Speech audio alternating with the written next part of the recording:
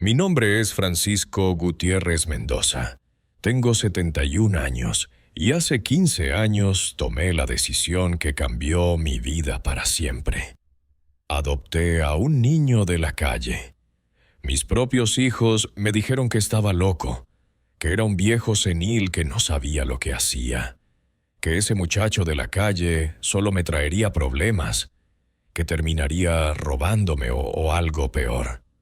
«Papá, tú ya no eres el mismo», me dijo Roberto, mi hijo mayor, con esa voz fría que usa cuando cierra negocios millonarios. «¿Por qué ese niño es más importante que nosotros?», me preguntó Marcela llorando, pero no eran lágrimas de tristeza, eran de rabia pura.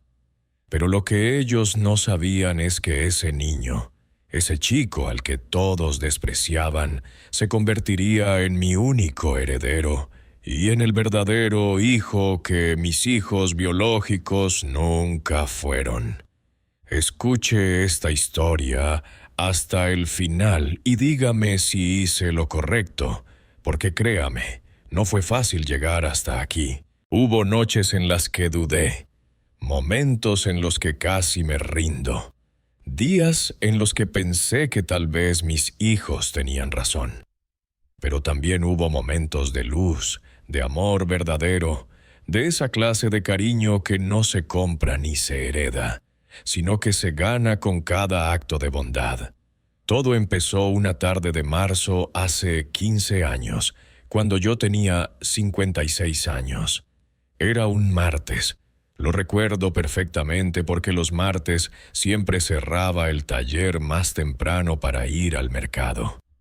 Acababa de bajar la cortina metálica de mi taller de carpintería, ese lugar que había construido con mis propias manos durante 30 años de trabajo, sudor y sacrificio. No era un taller grande ni lujoso, pero era mío. Cada herramienta tenía su lugar, cada tabla de madera estaba clasificada por tipo y tamaño. El olor a barniz y acerrín se había vuelto parte de mi identidad. Era un negocio modesto pero honrado, donde fabricaba muebles por encargo y arreglaba todo lo que la gente del barrio necesitaba. Desde la silla rota de Doña Carmen hasta los estantes de la biblioteca local, mis manos habían tocado casi todos los muebles del vecindario. Esa tarde, mientras cerraba el portón metálico con ese ruido característico que hace el metal oxidado cuando se desliza, vi a un chico sentado en la esquina. Estaba justo bajo el farol que parpadeaba cada vez que pasaba un camión pesado. Tendría unos 12 o 13 años, no más. Era flaco como un palillo de dientes, con esa delgadez que no viene de hacer dieta, sino del hambre verdadera, esa que te carcome por dentro. Su ropa estaba sucia y rota. Los zapatos tenían agujeros por donde se veían sus dedos. El pelo enmarañado y largo le cubría parte de la cara. Pero fueron sus ojos los que me detuvieron en seco. No eran ojos de mendigo. No tenían esa mirada perdida de quien ya se rindió ante la vida, esa mirada vacía que he visto en tantos vagabundos del centro. Eran ojos atentos, vigilantes, curiosos, como los de alguien que todavía tiene esperanza, como los de un náufrago que todavía busca un barco en el horizonte. Me acerqué despacio, con cuidado de no asustarlo. Los chicos de la calle son como los gatos callejeros. Si te mueves muy rápido, salen corriendo. «Buenas tardes, muchacho», le dije con la voz más suave que pude. Él levantó la vista, pero no respondió. Solo me observó con esa mezcla de curiosidad y desconfianza que tienen los que han aprendido a no esperar nada bueno de los adultos. «¿Tienes hambre?», le pregunté. Fue directo, sin rodeos, porque a veces las palabras sobran cuando el estómago está vacío. El chico me miró fijamente durante unos segundos eternos, como evaluando si era seguro responder, y después asintió con la cabeza, un movimiento casi imperceptible pero que yo capté. Le hice una seña para que me esperara y entré a la tienda de don Luis, que está justo al lado de mi taller. Compré 2 sándwiches de jamón y queso, 2 jugos de naranja, unas galletas y una manzana. Don Luis me miró con curiosidad. ¿Visita en el taller, Francisco? Algo así, le respondí sin dar más detalles. Volví con la comida y me senté a su lado en el bordillo de la acera. El cemento estaba frío y duro, pero no me importó. Le pasé un sándwich y el jugo. El chico los tomó con manos temblorosas, no sé si por el frío o por la emoción, y empezó a comer despacio, muy despacio, saboreando cada bocado como si fuera el último que fuera a probar en su vida. No hablamos mucho esa primera vez. Entre bocados me dijo que se llamaba Miguel. Solo Miguel, sin apellidos, sin familia, sin historia que quisiera compartir todavía. Me contó con frases cortas y entrecortadas que sus padres habían muerto cuando era pequeño. «Un accidente», dijo, y no quise presionar para saber más. Había estado viviendo con una tía, la hermana de su madre, pero ella lo había echado de casa hacía 6 meses. Dijo que ya no podía mantenerme, que su marido no me quería ahí, que era una boca más que alimentar. Desde entonces dormía donde podía, en los portales de los edificios cuando llovía, en el parque cuando hacía buen tiempo, en la estación de autobuses cuando los guardias no lo echaban.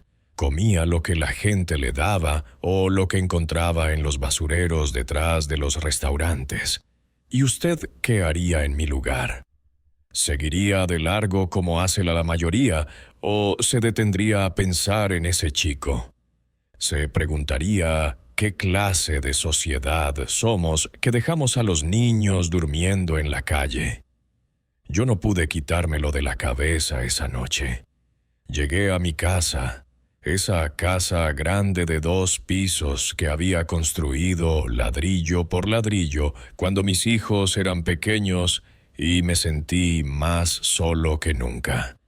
Era una casa diseñada para una familia, con 5 habitaciones, una sala amplia, un comedor donde cabían 12 personas, una cocina que Elena, mi difunta esposa, había diseñado para cocinar para un ejército.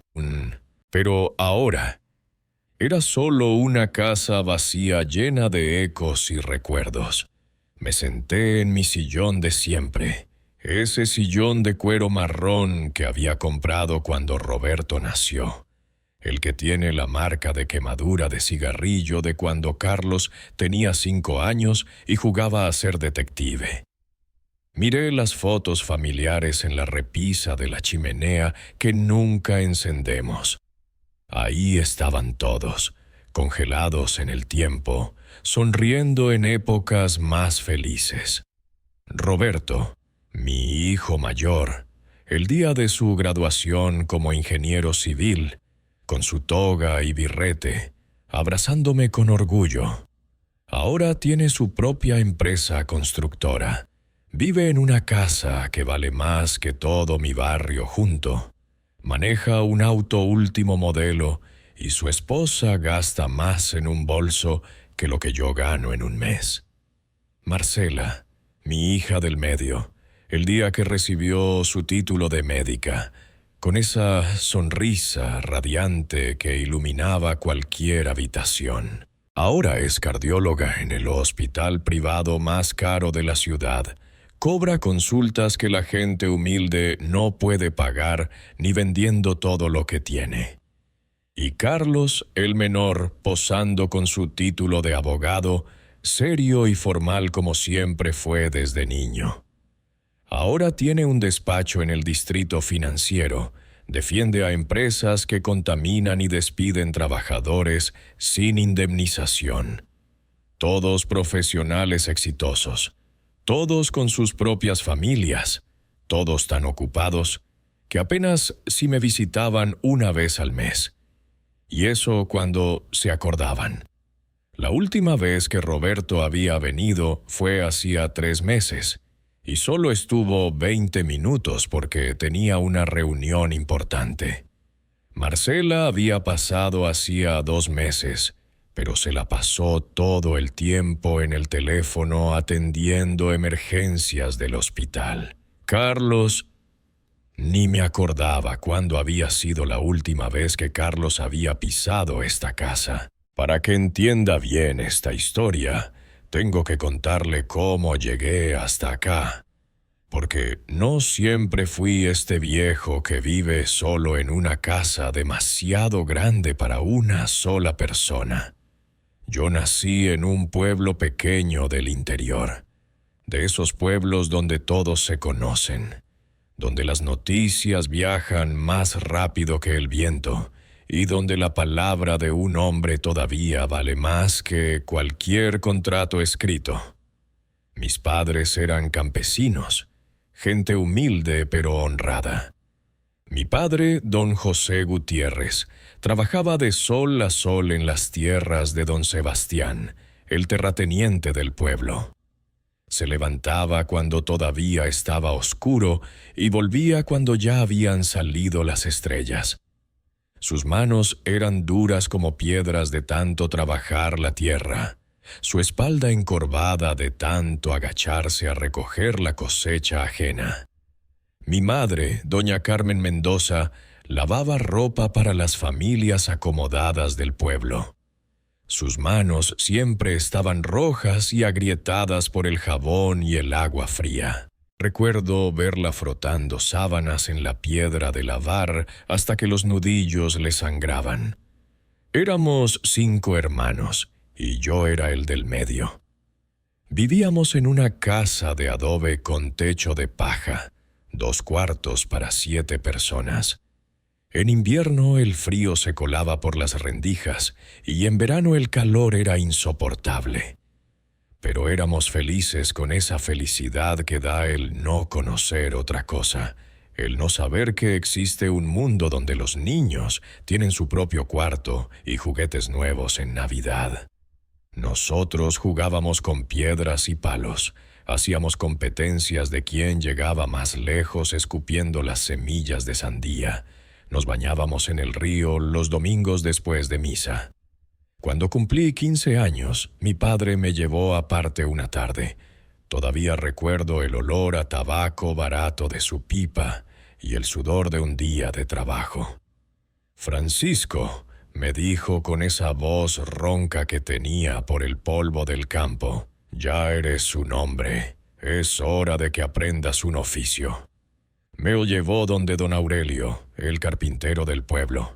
Era un viejo gruñón que masticaba tabaco y escupía cada 5 minutos, pero era el mejor carpintero de 3 pueblos a la redonda.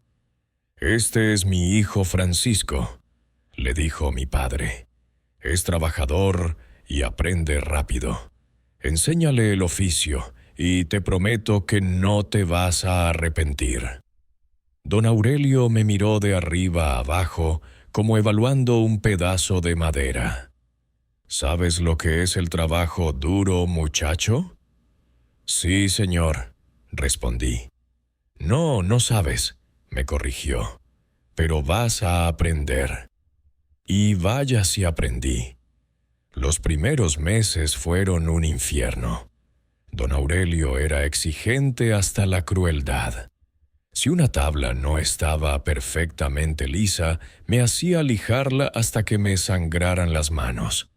Si un clavo no entraba derecho, me hacía sacarlo y volverlo a poner 100 veces. «La madera es noble», me decía, «pero no perdona la mediocridad. Un mueble mal hecho es un insulto al árbol que dio su vida para que lo hicieras». Pero aprendí a distinguir el roble del pino con solo tocarlo.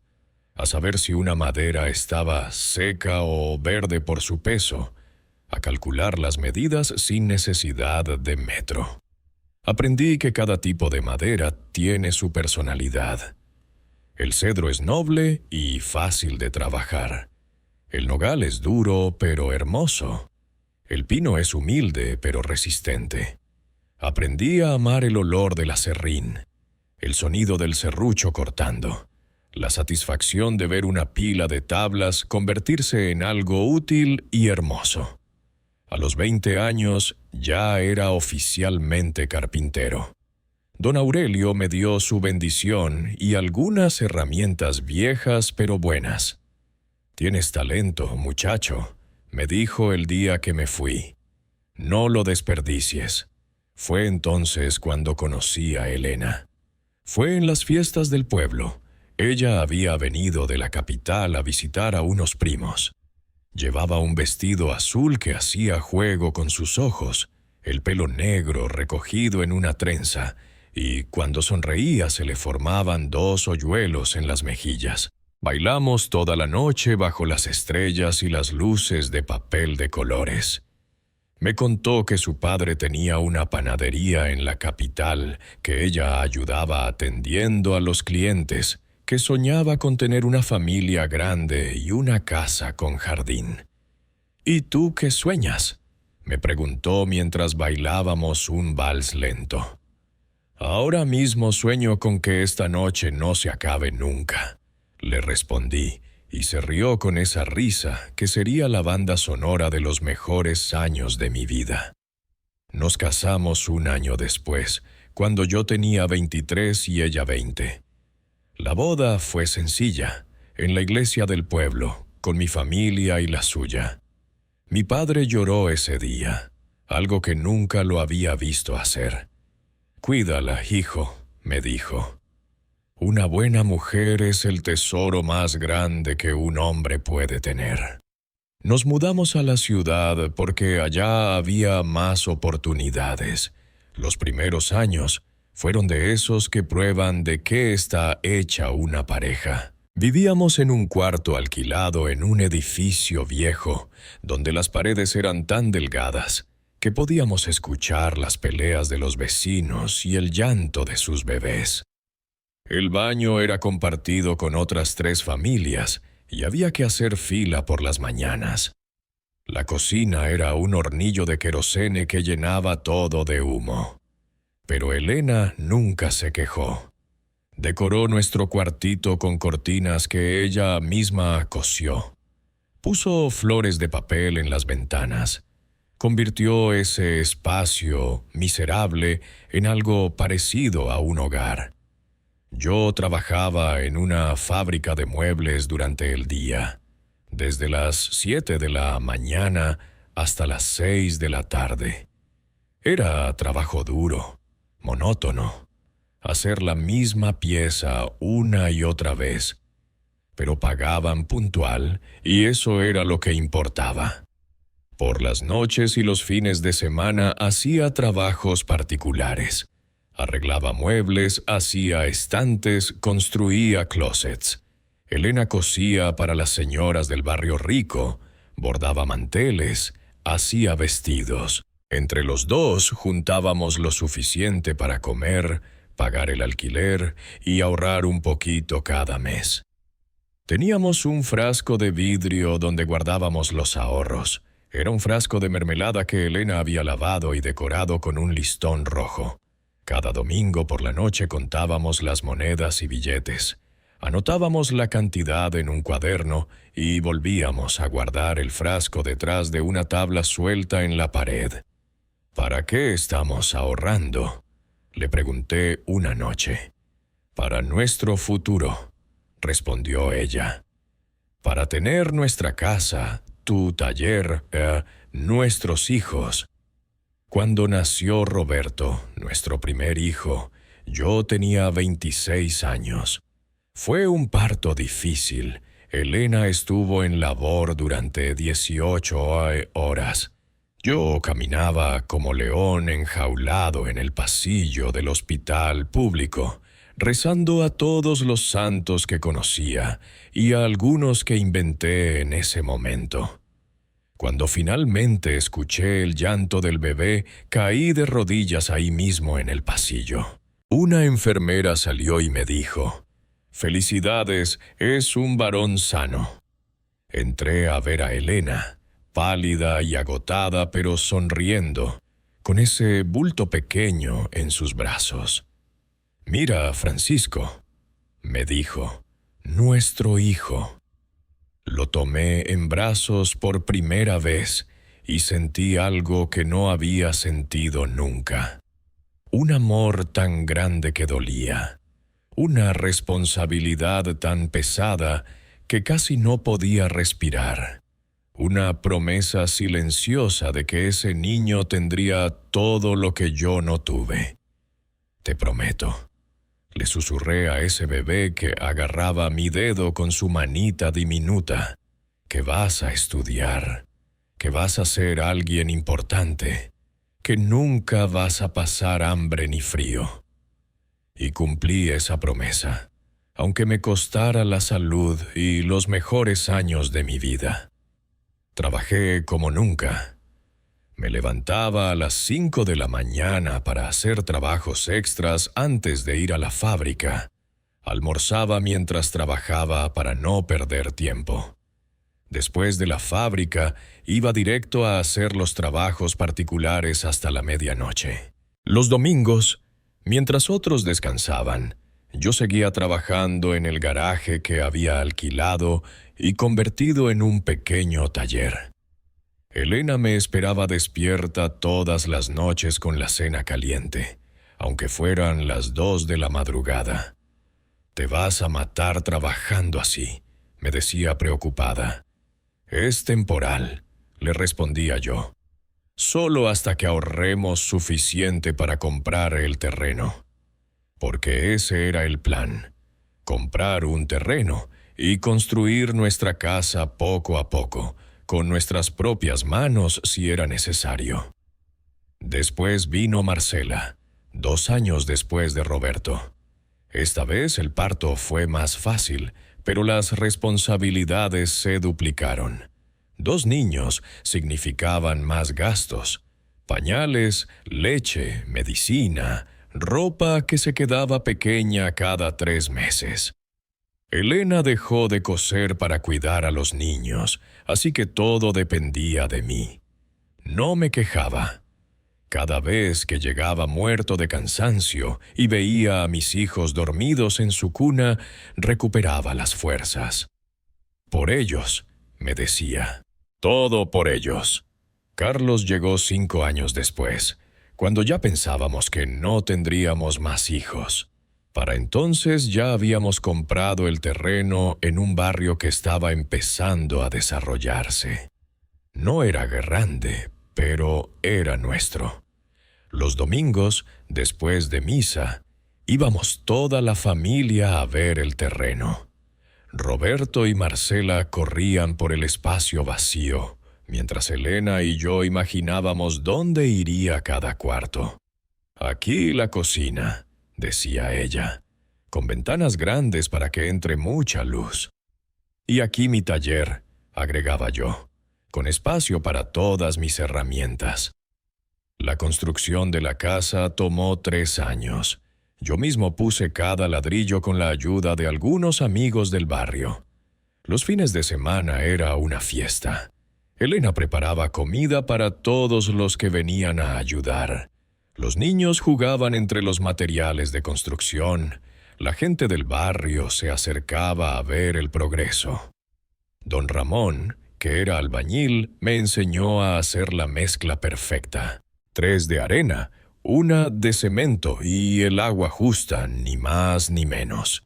Doña María, que tenía un vivero, nos regaló las primeras plantas para el jardín. Cuando finalmente nos mudamos, Roberto tenía 8 años, Marcela 6 y Carlos apenas 1. La casa no estaba terminada del todo.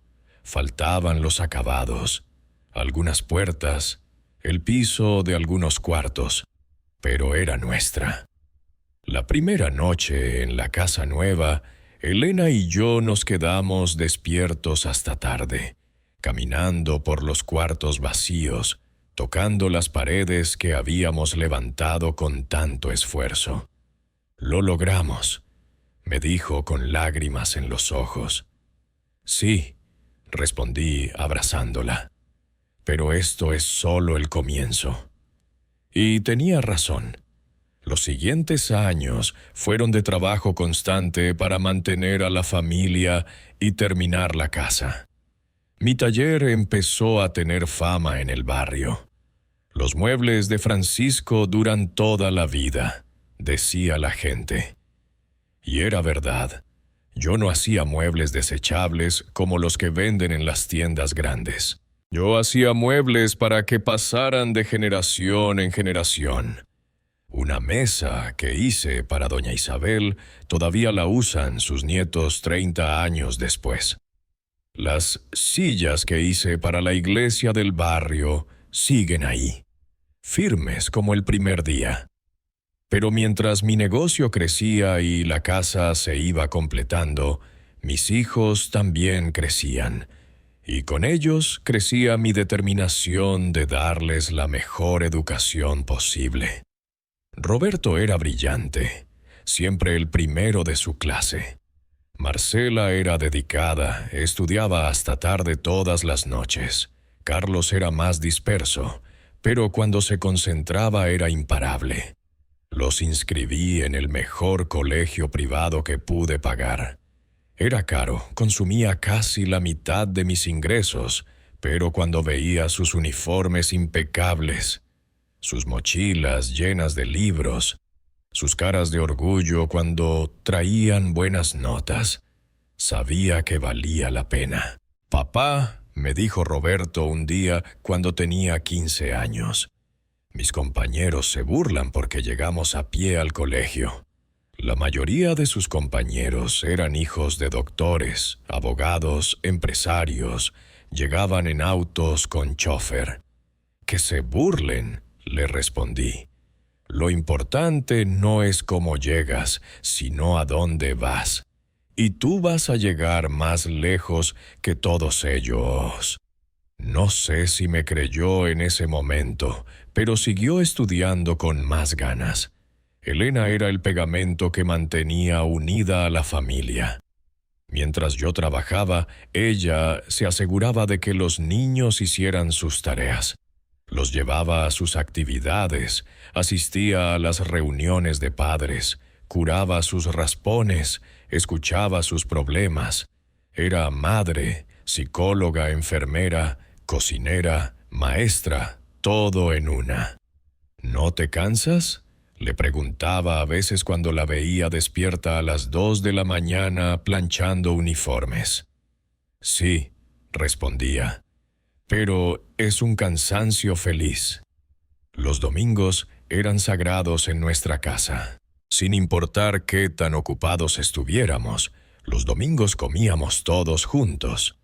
Elena preparaba un festín: arroz con pollo, ensaladas, frijoles, tortillas recién hechas, y de postre su famoso flan que era la perdición de todos.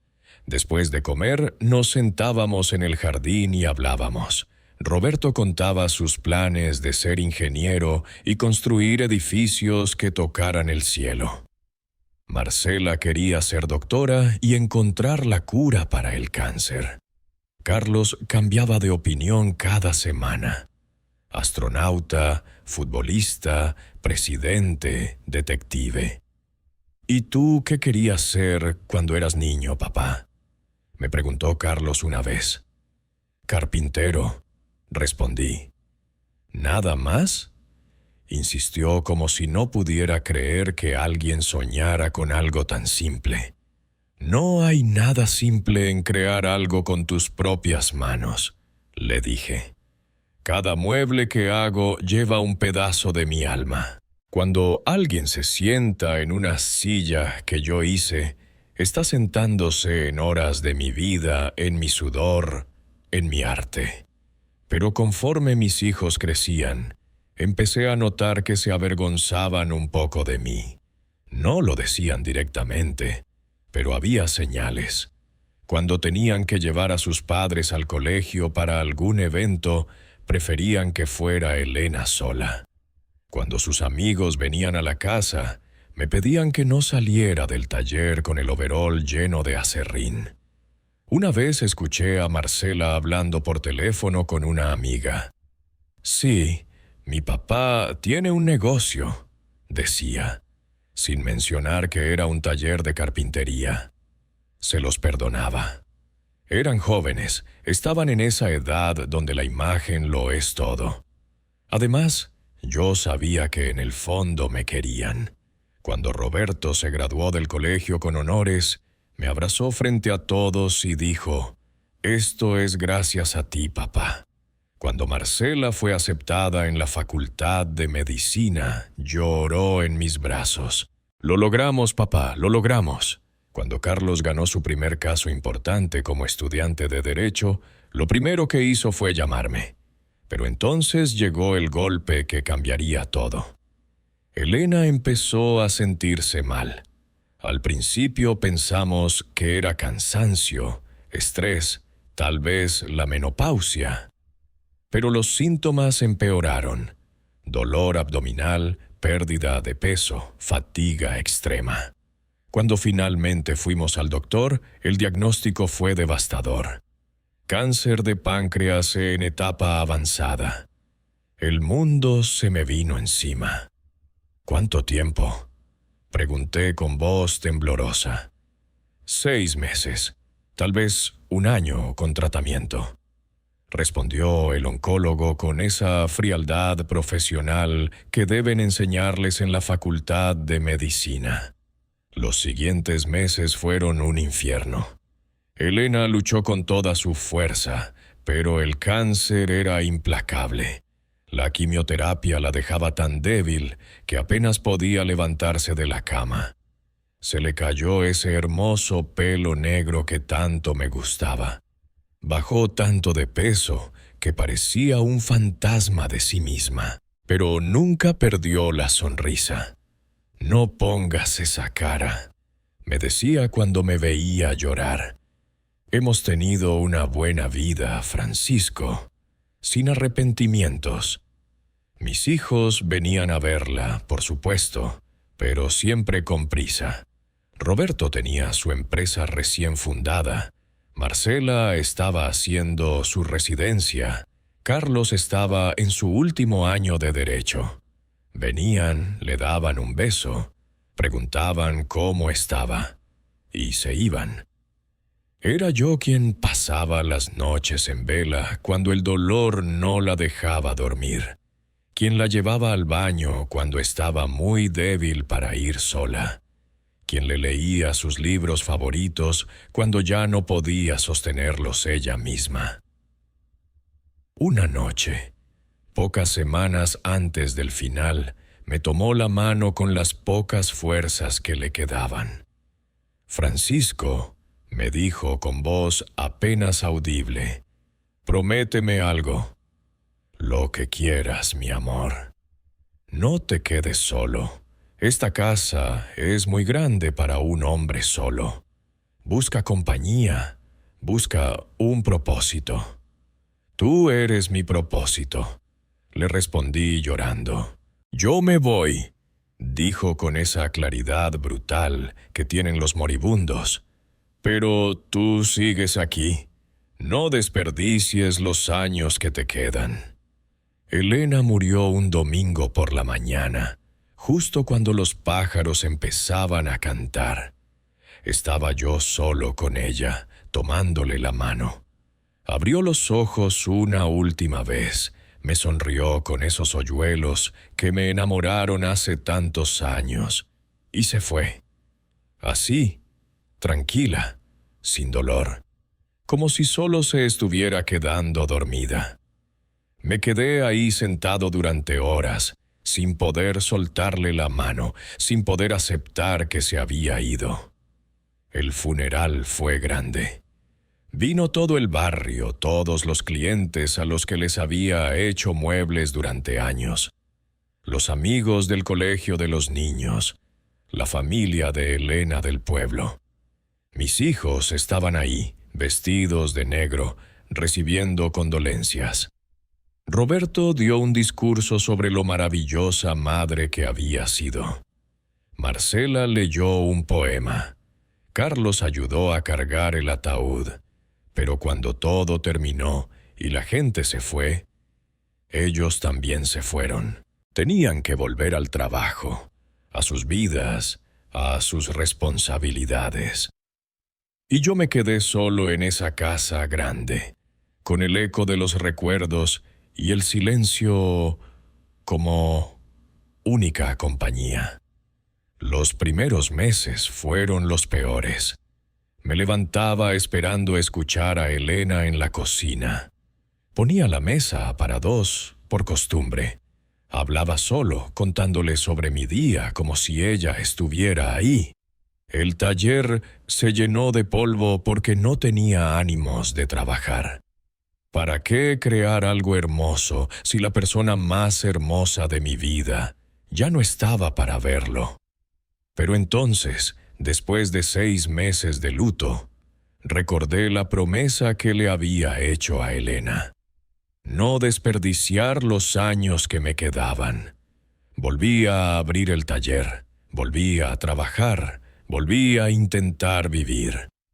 Y fue entonces cuando empezaba a encontrar un nuevo ritmo, cuando conocí a Miguel. Pero déjeme volver a ese momento, a ese martes de marzo, cuando lo vi por primera vez. Después de darle de comer esa primera vez, empecé a verlo todos los días. Siempre estaba por ahí cerca del taller, como un gatito que ha encontrado quien le dé comida. Al principio, solo lo observaba de lejos. Se sentaba en la esquina desde temprano y se quedaba ahí hasta que oscurecía. A veces lo veía mirando por la ventana del taller cuando yo trabajaba, sus ojos siguiendo cada movimiento de mis manos, fascinado por cómo un pedazo de madera se transformaba en algo útil. Al tercer día me acerqué de nuevo. ¿No deberías estar en la escuela?, le pregunté. Bajó la mirada avergonzado. No puedo ir. No tengo papeles, no tengo uniforme, no tengo nada. ¿Hace cuánto que no vas? Desde que mi tía me echó, 6 meses. 6 meses sin educación para un niño de su edad era una eternidad. ¿Sabes leer y escribir? Sí, señor. Me gustaba la escuela. Era bueno en matemáticas. Ese día le di trabajo. Nada pesado, solo barrer el aserrín, organizar las herramientas, cosas simples. Le pagué lo justo y vi cómo sus ojos se iluminaban al recibir los billetes. ¿Puedo volver mañana?, preguntó. Claro que sí. Y volvió. No solo al día siguiente, sino todos los días durante un mes. Llegaba temprano, antes de que yo abriera, y se quedaba hasta que yo cerraba. Era trabajador, atento, aprendía rápido. Me hacía preguntas sobre la madera, sobre las herramientas, sobre las técnicas. ¿Por qué usa ese tipo de clavo y no otro?, preguntaba. ¿Por qué la madera tiene que secarse antes de trabajarla? ¿Cómo sabe qué tipo de barniz usar? Sus preguntas me recordaban a mí mismo cuando era aprendiz de don Aurelio. La misma curiosidad, las mismas ganas de aprender, el mismo respeto por el oficio. Una tarde, después de un mes de esta rutina, lo encontré dormido en la entrada del taller cuando llegué por la mañana. Estaba acurrucado contra la puerta, usando su mochila vieja como almohada. Lo desperté suavemente. «Miguel, ¿qué haces aquí?». Se levantó de un salto avergonzado. «Lo siento, don Francisco. Es que anoche llovió mucho y no encontré dónde refugiarme. El guardia de la estación me corrió y el parque estaba inundado. Ahí fue cuando tomé la decisión que cambiaría nuestras vidas. Miguel, le dije mirándolo fijamente, ¿te gustaría aprender de verdad el oficio de carpintero? Sus ojos se abrieron como platos. ¿De verdad me enseñaría? ¿Como un aprendiz de verdad? Sí, pero con condiciones. Tendrás que dejar la calle, vivir en mi casa, volver a la escuela y trabajar duro en el taller por las tardes. Se quedó en silencio durante tanto tiempo que pensé que iba a rechazar la oferta.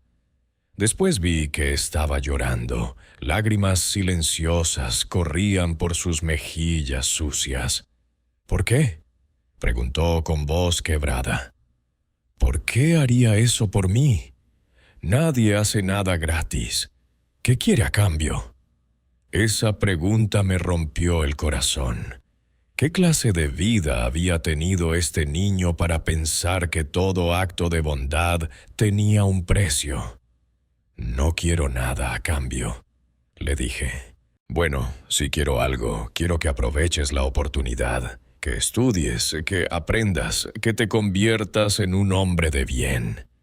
¿Puedes prometerme eso? Se lo juro por la memoria de mis padres, dijo con una solemnidad impropia de su edad. Se lo juro que no lo voy a defraudar. Esa misma tarde lo llevé a casa. Cuando entramos, vi la casa con sus ojos, enorme, limpia, llena de muebles que yo mismo había hecho, con fotos familiares en cada pared, con olor a hogar. ¿Toda esta casa es suya?, preguntó en un susurro, como si estuviera en una iglesia. Sí, la construí yo mismo hace muchos años. ¿Usted solo? Con ayuda de amigos, pero sí, puse cada ladrillo. Le mostré el cuarto que sería suyo, el que había sido de Carlos. Todavía tenía los pósters de futbolistas que Carlos había pegado en su adolescencia. La repisa llena de trofeos de sus años en el equipo del colegio. El escritorio donde había estudiado para sus exámenes. ¿Puedo tocar las cosas?, preguntó Miguel. Es tu cuarto ahora. Puedes hacer lo que quieras. Pero primero, dije, un baño. No puedes dormir en sábanas limpias con toda esa mugre encima. Le preparé el baño. Puse toallas limpias, champú, jabón, todo lo necesario. Le di ropa mía que, aunque le quedaba grande, estaba limpia. Tómate tu tiempo, le dije.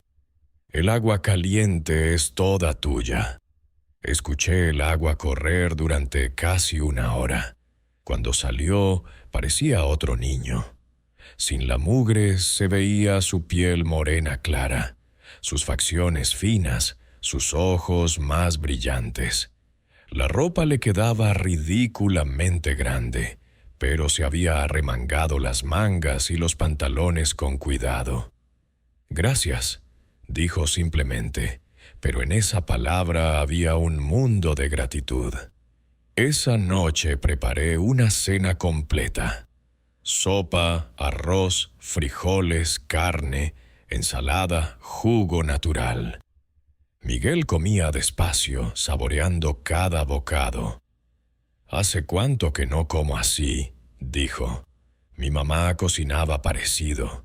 Ella hacía los frijoles con un poquito de azúcar, ¿sabe? Decía que era su secreto». «Cuéntame de tus padres», le pedí. Se quedó callado un momento. Después empezó a hablar. Su padre había sido mecánico, su madre costurera. Vivían en un cuarto alquilado, pero eran felices. Mi papá me enseñaba sobre los motores los domingos. Decía que algún día íbamos a tener nuestro propio taller. Mi mamá me leía cuentos todas las noches, aunque estuviera cansada de coser todo el día. «¿Cómo murieron?», pregunté suavemente. «Accidente de autobús. Iban a visitar a mi abuela al pueblo. El conductor se quedó dormido y el autobús se fue por un barranco. Murieron 19 personas. Lo dijo sin emoción, como quien recita algo que ha contado muchas veces. Yo me quedé con la hermana de mi mamá, pero su esposo no me quería. Decía que ya tenían suficientes bocas que alimentar con sus propios hijos.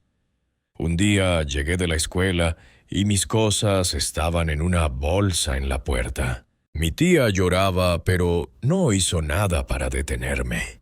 Esa noche, después de mostrarle dónde estaba todo en la casa, lo dejé instalándose en su cuarto. Pero antes de irme a dormir, pasé a ver cómo estaba. Lo encontré sentado en la cama, tocando las sábanas limpias como si fueran de seda, mirando alrededor como si todo fuera a desaparecer si pestañeaba. «¿Está bien, Miguel? Es que no lo puedo creer. Esta mañana desperté en la calle y ahora tengo un cuarto, una cama, comida. Es como un sueño». «No es un sueño», le aseguré. «Pero recuerda, esto viene con responsabilidades. Mañana vamos a inscribirte en la escuela y después trabajarás en el taller.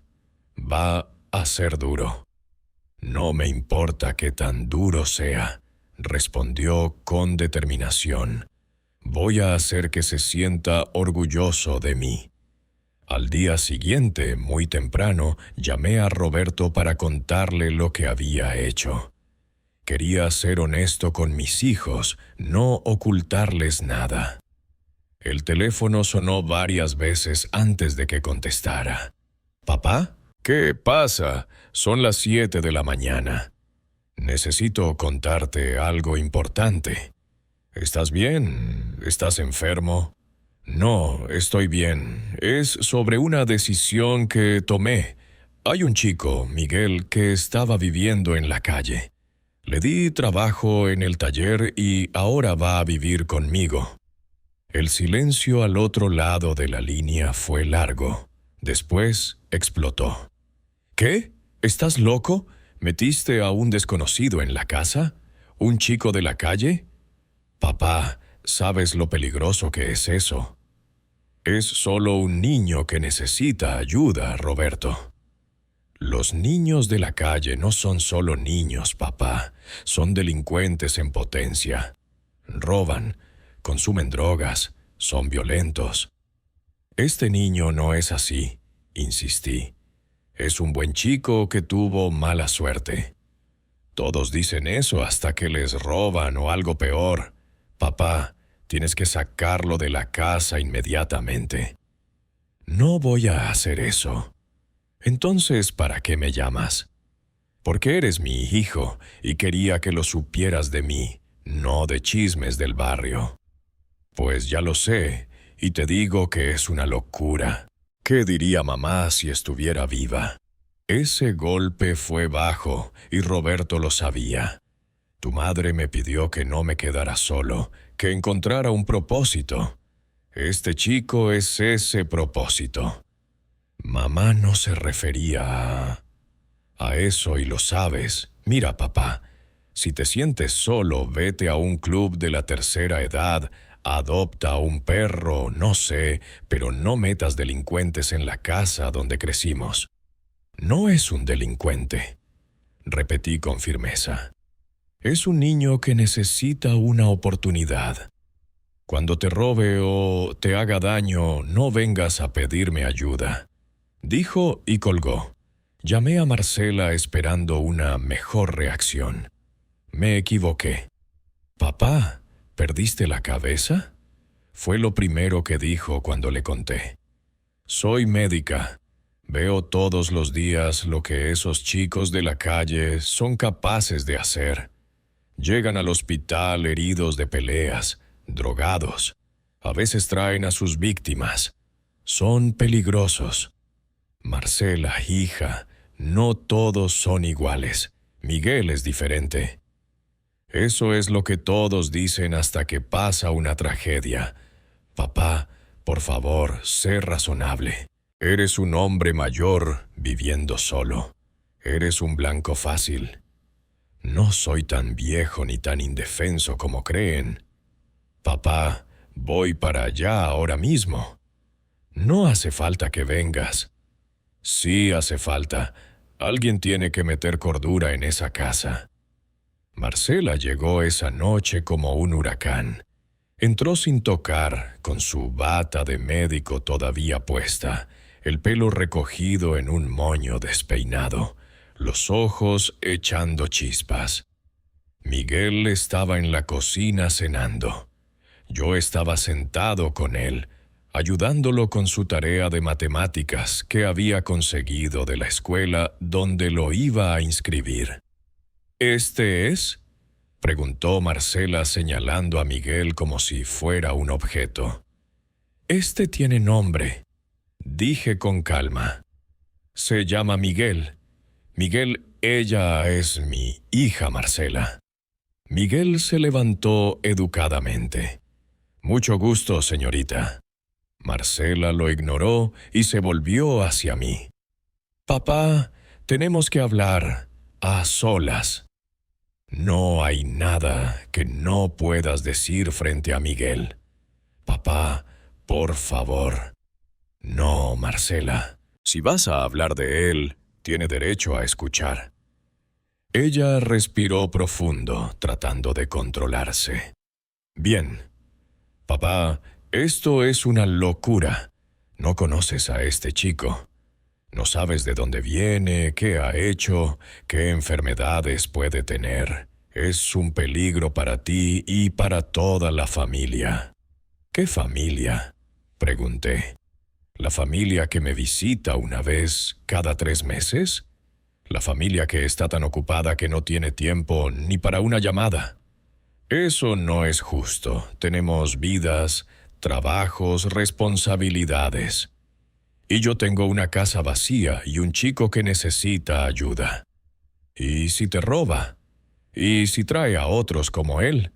¿Y si te hace daño? Miguel, que había estado callado, habló. Yo nunca le haría daño a don Francisco. Él es la única persona que ha sido buena conmigo en mucho tiempo.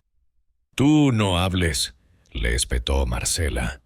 No te dirijas a él así en mi casa, le dije con firmeza. Marcela se quedó sorprendida por mi tono. Papá, solo estoy tratando de protegerte. No necesito protección, necesito compañía. Necesito sentir que mi vida todavía tiene sentido. Necesito ayudar a alguien que realmente lo necesita. Si quieres ayudar, dona dinero a una caridad. No es lo mismo, y lo sabes. Cuando pase algo malo, no digas que no te advertí, dijo finalmente. Y no cuentes conmigo para sacarte del problema en que te estás metiendo. Se fue dando un portazo tan fuerte que los cuadros de la pared temblaron.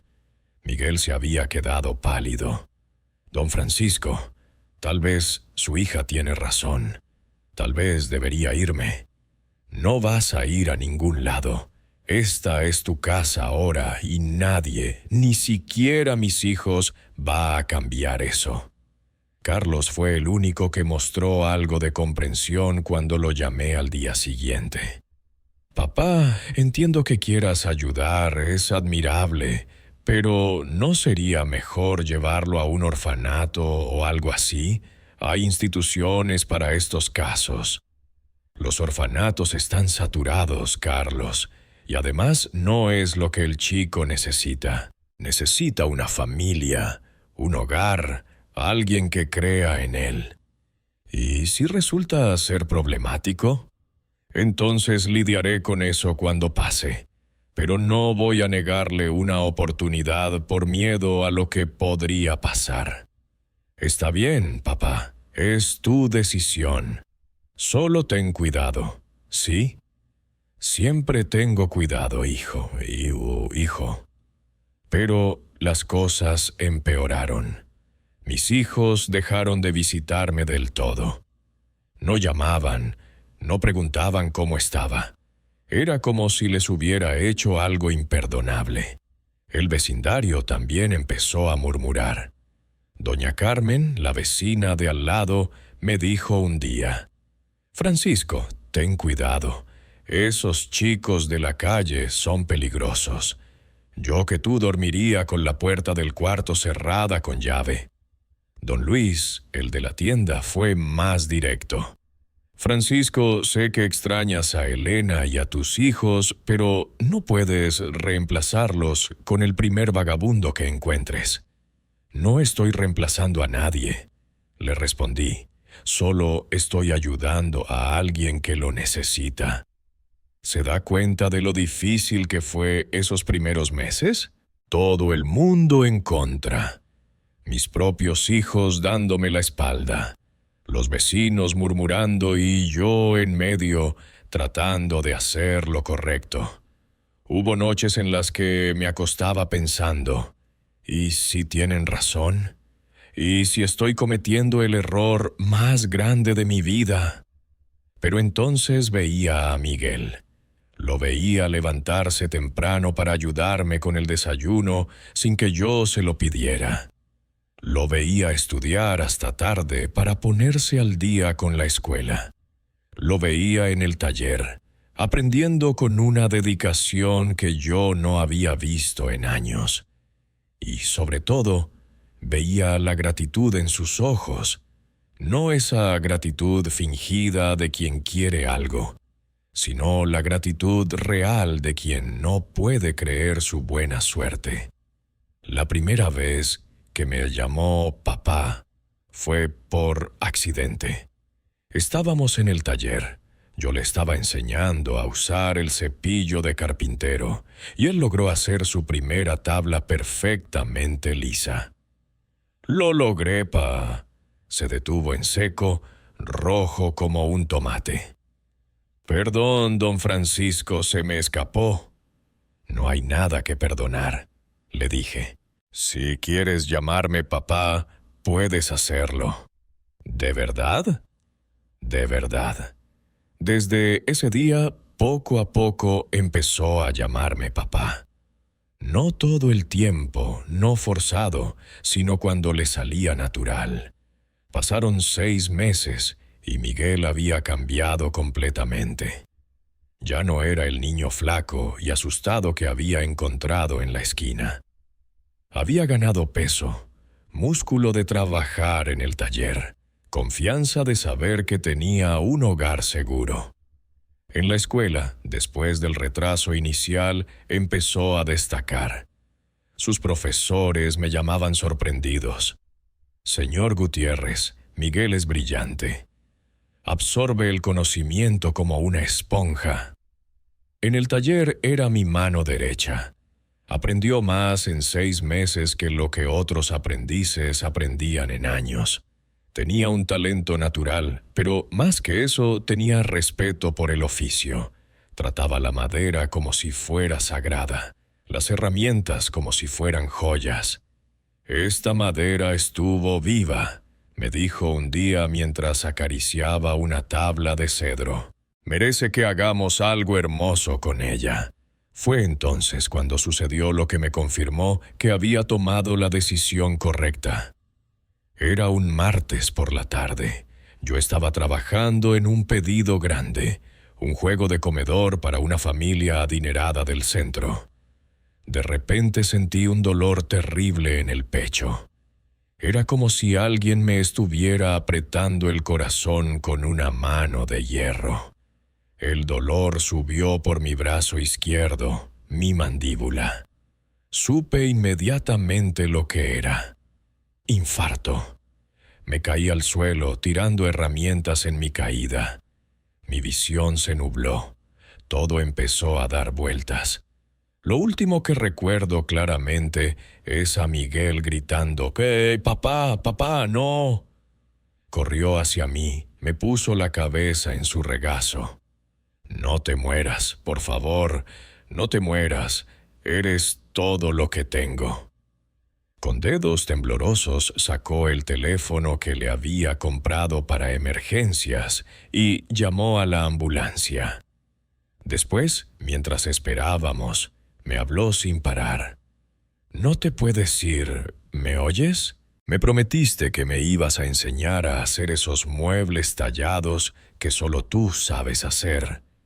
Me prometiste que ibas a estar en mi graduación. No te puedes ir». La ambulancia llegó en lo que parecieron horas, pero fueron solo minutos. Los paramédicos me subieron a la camilla, me pusieron oxígeno, me conectaron a máquinas. Miguel se subió a la ambulancia con ellos. «Es mi papá», les dijo. «Tengo que ir con él». Nadie lo cuestionó. Desperté 2 días después en el hospital. Lo primero que vi cuando abrí los ojos fue a Miguel. Estaba dormido en la silla junto a mi cama, con la cabeza apoyada en el borde del colchón, mi mano entre las suyas. Tenía ojeras profundas, la misma ropa de hace 2 días, barba de adolescente sin afeitar. Cuando moví mi mano, se despertó de inmediato. «Don Francisco, está despierto». Sus ojos se llenaron de lágrimas. Pensé que lo había perdido. Pensé que me iba a quedar solo otra vez. «No te vas a quedar solo», le dije con voz ronca. «Todavía me quedan muchos muebles que enseñarte a hacer». Me contó que había llamado a mis hijos desde mi teléfono. Roberto dijo que vendría cuando pudiera, que estaba en una junta muy importante que no podía cancelar. Marcela dijo que estaba de guardia en su hospital y que no podía dejar su puesto. Carlos dijo que estaba fuera de la ciudad en un juicio. Ninguno había venido. Mi hijo adoptivo de 6 meses había dormido en una silla de hospital durante 2 días, mientras mis hijos biológicos de toda la vida no podían molestarse en venir a ver si su padre vivía o moría. «No importa», dije, aunque sí importaba. Importaba mucho. «Tú estás aquí, eso es lo que cuenta». «No me he movido», dijo con orgullo. «Las enfermeras trataron de echarme, pero les dije que no me iba sin usted. Hasta me trajeron comida aquí». Al tercer día, cuando ya me iban a dar de alta, apareció Roberto. Entró con su traje de marca, su reloj de oro, su teléfono sonando constantemente. Miró a Miguel con el mismo desprecio de siempre. «Papá, tenemos que hablar de tu situación». «Mi situación está bien». «No, no está bien. Acabas de tener un infarto. No puedes vivir solo». «No vivo solo, vivo con Miguel. Ese chico no es familia». «Es más familia que tú», dije, y vi cómo la frase lo golpeaba. «Ha estado aquí 3 días sin moverse. ¿Dónde estabas tú?» «Tenía responsabilidades importantes, más importantes que tu padre muriéndose». No era una pregunta. «Mira, papá, he estado viendo lugares muy buenos donde estarías bien cuidado. Residencias para adultos mayores con atención médica las 24 horas. ¿Me quieres meter a un asilo?» «No es un asilo, es una residencia de lujo. No me importa si es el Ritz. No voy a ningún lado. Tengo mi casa y tengo a Miguel. Ese chico se está aprovechando de ti. ¿No lo ves? Está esperando que te mueras para quedarse con todo». Miguel se levantó para irse, pero lo detuve. «Quédate. No tienes que escuchar estas tonterías. Pero quiero que veas cómo es mi hijo realmente». Roberto se puso rojo. «Cuando ese delincuente te robe todo, no vengas a pedirnos ayuda». «Lo único que me han robado en la vida», le dije mirándolo fijamente, «es el tiempo que perdí esperando que fueran mejores hijos». Se fue dando un portazo. Miguel se quedó en silencio un momento, después dijo: Don Francisco, sus hijos tienen razón en preocuparse. Tal vez sería mejor... Miguel, lo interrumpí. ¿Cuántas veces tengo que decirte que esta es tu casa? ¿Que eres mi hijo? No importa lo que digan los demás. Esa noche, ya en casa, mientras Miguel me preparaba la cena y se aseguraba de que tomara todas mis medicinas, tomé una decisión. Al día siguiente llamé a don Alberto, mi abogado de toda la vida. Alberto, necesito hacer mi testamento y necesito que sea a prueba de impugnaciones. Fuimos a su oficina. Miguel me acompañó porque el doctor había dicho que no debía andar solo por un tiempo. ¿Estás seguro de esto, Francisco?, me preguntó Alberto después de que le dicté mis deseos. Nunca he estado más seguro de nada en mi vida. El testamento era claro, todo se lo dejaba a Miguel. La casa, el taller, mis ahorros, todo. Pero había condiciones. Miguel tenía que terminar la preparatoria, ir a la universidad, estudiar lo que quisiera, pero estudiar. Si no cumplía, todo iría a caridad. Para mis hijos biológicos dejé cartas explicando mis razones y algunos objetos personales de valor sentimental. Pero eso no era todo. También inicié el proceso de adopción legal. Don Francisco, me dijo Alberto, Miguel ya tiene 14 años. La adopción de adolescentes es complicada. No me importa qué tan complicada sea. Quiero que sea mi hijo legalmente. Quiero que tenga mi apellido. El proceso tomó casi un año. Hubo investigaciones, entrevistas, visitas de trabajadores sociales. Mis hijos trataron de impedirlo, alegando que yo no estaba en mis cabales, que era influencia indebida. Pero cada trabajador social, cada psicólogo que me evaluó, llegó a la misma conclusión. Estaba perfectamente lúcido y mi decisión era motivada por amor genuino. Durante ese año, mientras esperábamos la resolución, Miguel me cuidó con una dedicación que nunca había visto. Se levantaba temprano para prepararme el desayuno antes de irse a la escuela. Volvía corriendo en el almuerzo para asegurarse de que había comido. Por las tardes trabajábamos juntos en el taller, él haciendo la mayor parte del trabajo pesado mientras yo supervisaba y enseñaba. «No tienes que hacer todo esto», le decía. «Sí tengo», respondía. «Usted me salvó la vida. Lo menos que puedo hacer es cuidar la suya». Y había algo más que mis hijos no sabían. Durante todos estos años, además del taller y la casa, yo había estado invirtiendo. Nada espectacular, pero constante. Tenía acciones en una empresa maderera que había comprado hace 20 años cuando nadie las quería. Ahora valían 50 veces lo que pagué. Tenía un terreno en las afueras de la ciudad que compré por casi nada hace 30 años. Con el crecimiento de la ciudad, los desarrolladores me habían estado haciendo ofertas millonarias. También estaba la cuenta de ahorros que Elena y yo habíamos abierto cuando nos casamos. Cada mes, sin falta, depositaba algo, aunque fueran solo unos pesos. En 40 años, con los intereses compuestos, se había convertido en una suma considerable. Mis hijos asumían que el viejo carpintero apenas tenía para vivir. Nunca preguntaron, nunca se interesaron. El día que la adopción se hizo oficial fue uno de los más felices de mi vida. Fuimos al juzgado. Miguel con su mejor ropa, yo con el traje que había usado en la boda de Roberto. El juez, una mujer mayor con cara amable, Nos miró y dijo: «Es evidente el amor entre ustedes dos. Miguel, desde hoy eres legalmente Miguel Gutiérrez Mendoza». Miguel lloró, yo lloré. Hasta la secretaria del juzgado se limpió una lágrima.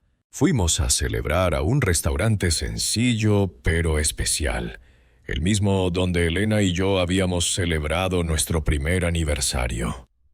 «Papá», me dijo Miguel, y esta vez no fue accidente, fue con toda la intención. «Gracias por darme una vida, una familia, un futuro». «No, hijo», le respondí. «Gracias a ti por devolverme las ganas de vivir». Pero la historia no termina ahí. 5 años después, Miguel se había graduado de la preparatoria con honores y estaba estudiando diseño industrial en la universidad. Seguía viviendo conmigo, seguía trabajando en el taller. Había desarrollado una línea de muebles modernos que combinaban técnicas tradicionales con diseño contemporáneo. Teníamos pedidos de todo el país. Fue entonces cuando decidí que era hora de revelar todo. Convoqué a mis 3 hijos biológicos a una reunión. Les dije que era sobre la herencia, que era importante. Vinieron los 3, por supuesto. Roberto con su esposa, Marcela con su marido, Carlos solo. Se sentaron en la sala. Esa sala donde habían crecido, donde habían abierto regalos de Navidad, donde habían hecho sus tareas. Miguel estaba en la cocina preparando café para todos. Cuando entró a servirlo, Roberto lo miró con el mismo desprecio de siempre. «¿Este todavía vive aquí?» Dije con firmeza. «Es mi hijo Miguel. Y sí, vive aquí porque esta es su casa». Les conté todo. Les hablé del terreno que ahora valía millones, de las acciones, de los ahorros. Vi cómo sus ojos se abrían con cada cifra. Roberto sacó su teléfono para hacer cálculos. Marcela intercambiaba miradas con su esposo. Carlos tomaba notas. «En total», dije finalmente, «el patrimonio vale aproximadamente…» Y les dije la cifra. Era más de lo que cualquiera de ellos ganaría en toda su vida trabajando. «Bueno», dijo Roberto recomponiéndose, «dividido entre 4 no está mal». «¿Entre 4?» pregunté. «Sí, entre tus 4 hijos». «Yo solo tengo un hijo que se comporta como tal», dije mirando a Miguel, «y todo esto será para él». La explosión fue inmediata. Roberto se levantó de un salto. «No puedes hacer eso. Somos tu sangre». Marcela empezó a llorar y gritar. «Nosotros somos tus hijos reales. Él es un extraño». Carlos, siempre el abogado, empezó a hablar de impugnar el testamento, de incapacidad mental, de influencia indebida. Los dejé desahogarse. Cuando se calmaron un poco, hablé. «Roberto, ¿cuántas veces me has visitado en los últimos 5 años sin necesitar algo? Marcela, ¿cuándo fue la última vez que te quedaste a comer conmigo sin mirar el reloj cada 5 minutos? Carlos, ¿alguna vez me has preguntado cómo estoy sin que sea una formalidad?» Silencio. Cuando tuve el infarto, Miguel durmió 3 días en el hospital. Ustedes no pudieron venir ni una hora. Cuando necesité ayuda con el taller, Miguel aprendió el oficio. Ustedes ni siquiera saben qué tipo de madera uso. Cuando me sentía solo después de que muriera su madre, Miguel me hizo compañía. Ustedes brillaron por su ausencia. «Pero papá», dijo Marcela con voz suplicante, «nosotros tenemos vidas, trabajos, familias». «Exacto», respondí. «Tienen todo eso. Miguel no tenía nada. y aún así me dio todo. Ustedes lo tienen todo y no me dieron nada. Roberto se acercó amenazante. Esto no se va a quedar así. Hagan lo que quieran, dije con calma. Tengo el mejor abogado, toda la documentación en orden y algo más importante, la verdad de mi lado. Se fueron furiosos. Miguel, que había estado en silencio, habló. Papá, no tiene que hacer esto. Yo no quiero su dinero. Con haberme dado un hogar es suficiente. No es sobre el dinero, hijo. Es sobre justicia. Es sobre reconocer el amor verdadero. Los meses siguientes fueron una batalla legal. Mis hijos contrataron abogados caros, psicólogos, trataron de probar que yo estaba senil, que Miguel me había manipulado. Pero cada testigo que presentábamos contaba la misma historia. Miguel cuidándome, Miguel trabajando, Miguel siendo el hijo que cualquier padre desearía. Don Luis, el de la tienda, testificó. He visto a ese muchacho cuidar de Francisco como si fuera su padre de sangre, mientras los otros hijos nunca aparecían. Doña Carmen, la vecina. Miguel es un ángel, siempre ayudando, siempre preocupado por don Francisco.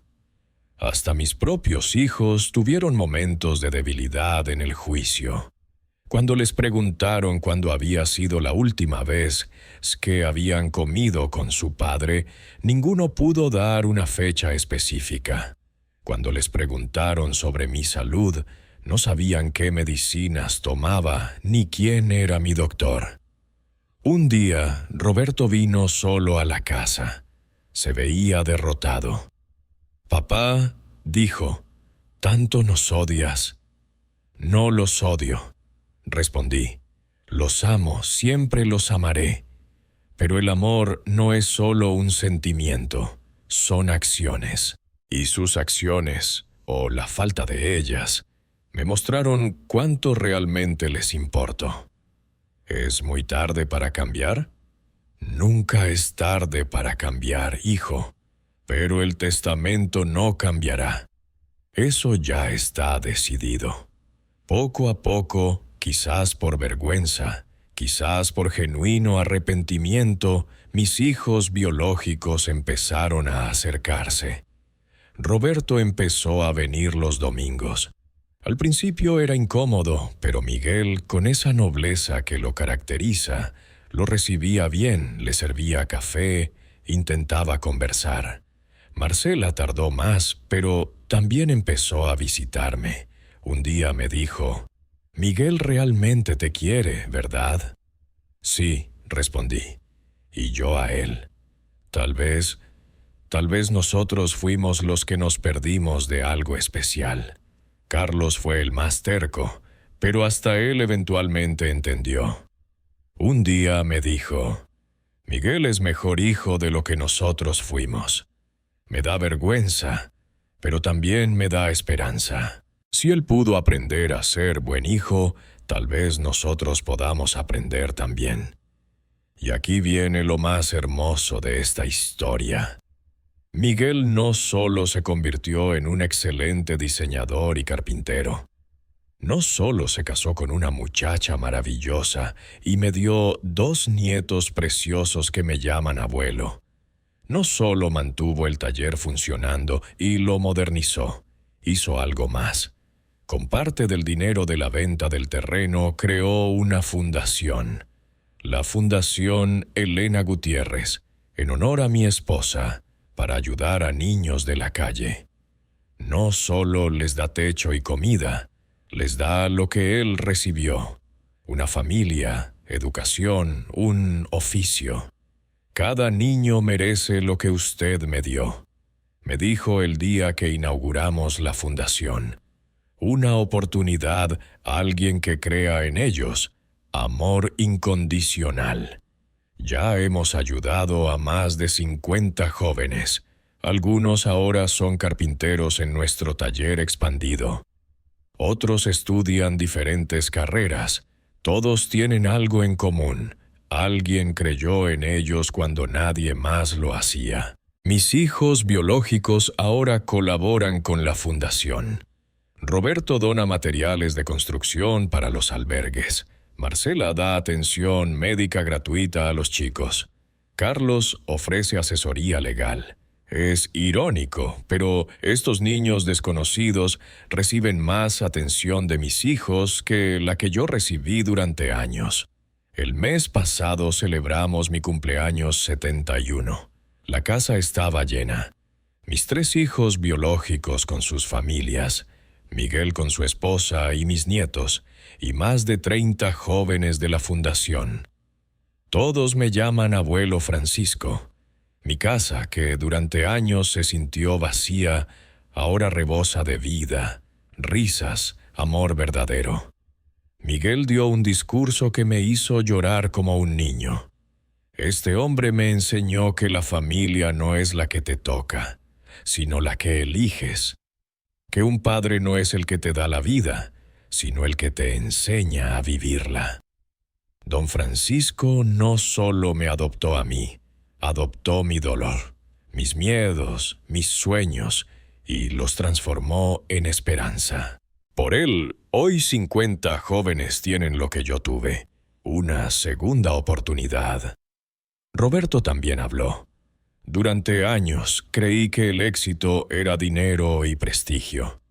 Mi padre, este humilde carpintero, me enseñó tarde, muy tarde, pero me enseñó que el verdadero éxito es tener a alguien que te cuide cuando estés enfermo, que te acompañe cuando estés solo, que te quiera no por lo que tienes, sino por quien eres. Miguel fue el hijo que mi padre merecía, y me alegro infinitamente de que lo haya encontrado. Esa noche, cuando todos se fueron y la casa quedó en silencio, Miguel se quedó para ayudarme a limpiar, como siempre. «No tienes que hacerlo», le dije. «Tu esposa te espera». «Ella entiende», respondió. «Sabe que mi papá me necesita». Y ahí está la diferencia, ¿se da cuenta? Mis hijos biológicos me veían como una obligación, una futura herencia. Miguel me ve como su padre, su salvador, su héroe, pero la verdad es que él me salvó a mí. Me salvó de morir solo y amargado. Me salvó de pensar que mi vida no había valido la pena. Me salvó de creer que ya no tenía nada que ofrecer. Hoy, mientras le cuento esta historia, Miguel está en el taller con 5 aprendices de la fundación, enseñándoles lo que yo le enseñé a él. El ciclo continúa. El amor se multiplica. La bondad genera más bondad. Mi mayor orgullo no es el dinero en el banco ni las propiedades. Mi mayor orgullo es que cuando me vaya de este mundo, dejaré un legado de amor que seguirá salvando vidas por generaciones. Porque Miguel no solo salvará a estos 50 jóvenes. Cada uno de ellos salvará a otros. Y así infinitamente. A veces, en las madrugadas cuando no puedo dormir, me levanto y camino por la casa. Veo las fotos en las paredes. Mis padres en el pueblo, Elena el día de nuestra boda, mis hijos biológicos cuando eran pequeños, Miguel el día de su adopción, los nietos, los jóvenes de la fundación. Y pienso en el extraño camino que me trajo hasta aquí. Si Elena no hubiera muerto, tal vez nunca habría conocido a Miguel. Si mis hijos no me hubieran abandonado, tal vez nunca habría necesitado buscar amor en otro lado. Si Miguel no hubiera estado en esa esquina ese día específico, nuestras vidas nunca se habrían cruzado. A veces el destino trabaja de formas misteriosas. A veces las mayores bendiciones vienen disfrazadas de tragedias. ¿Sabe qué es lo más curioso? El otro día estaba en el parque con mis nietos, los hijos de Miguel, y vi a otro chico solo en una banca. Tenía esa misma mirada perdida, pero esperanzada que tenía Miguel hace 15 años. Me acerqué y le pregunté si tenía hambre. El chico me miró con desconfianza y luego asintió. Le compré un sándwich y me senté a su lado. Mientras comía, llegó Miguel con los niños. Se sentó con nosotros y le empezó a contar al chico su historia, nuestra historia. «Yo también estuve donde tú estás», le dijo, «y este hombre me salvó la vida. No con dinero, con amor. Me dio una familia cuando no tenía a nadie. Me enseñó un oficio cuando no sabía hacer nada. Me dio un apellido cuando era nadie. Y lo más importante, creyó en mí cuando nadie más lo hacía». El chico nos miraba con los ojos muy abiertos. «¿Y ahora?» «Ahora ayudamos a otros como tú», dijo Miguel. «Porque eso es lo que hace una verdadera familia. Se cuida y cuida a los demás». «¿Cómo te llamas?» «Diego», respondió el chico. «¿Cuántos años tienes, Diego?» 14. La misma edad que tenía Miguel. Miguel me miró y yo asentí. «Diego», dijo Miguel, «¿te gustaría aprender carpintería? Tenemos un programa en nuestra fundación. Te damos alojamiento, comida, educación y te enseñamos el oficio. Pero tienes que comprometerte a estudiar y trabajar duro». El chico empezó a llorar. ¿Por qué harían eso por mí? «Porque alguien lo hizo por mí», respondió Miguel. «Y ahora es mi turno de hacerlo por ti». Esa noche, mientras cenábamos todos juntos con Diego, ya instalado en la fundación, pensé en Elena. Pensé en lo orgullosa que estaría. Su último deseo fue que no me quedara solo, que encontrara un propósito. No solo lo encontré, lo multipliqué. La semana pasada, Roberto me trajo unos papeles. «Papá», me dijo, «he estado pensando mucho. Quiero donar parte de mi herencia de mamá a la fundación». Lo miré sorprendido. «No tienes que hacer eso». «Sí tengo», respondió. «Durante años creí que el dinero era lo más importante. Tú y Miguel me enseñaron que estaba equivocado. Quiero ser parte de algo más grande». Marcela ha empezado a dar consultas gratuitas todos los sábados en la fundación. Carlos ofrece talleres sobre derechos legales a los jóvenes. Mis hijos biológicos finalmente entendieron lo que traté de enseñarles toda la vida: que el verdadero valor de un hombre no está en lo que acumula, sino en lo que da. Ayer Miguel me trajo los planos para expandir la fundación. «Papá, podemos ayudar a más chicos. Tenemos solicitudes de todo el país». Lo miré con orgullo. Este chico que encontré en la calle ahora administra una fundación que cambia vidas. «Hazlo», le dije. «Ayuda a todos los que puedas». «Pero es mucho dinero», protestó. «¿Para qué sirve el dinero si no es para esto?», respondí. «Tu madre estaría de acuerdo».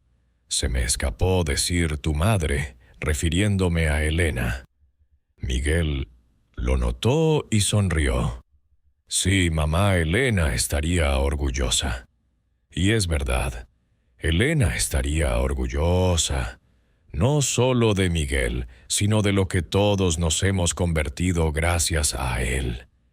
Mis hijos biológicos aprendieron a ser mejores personas.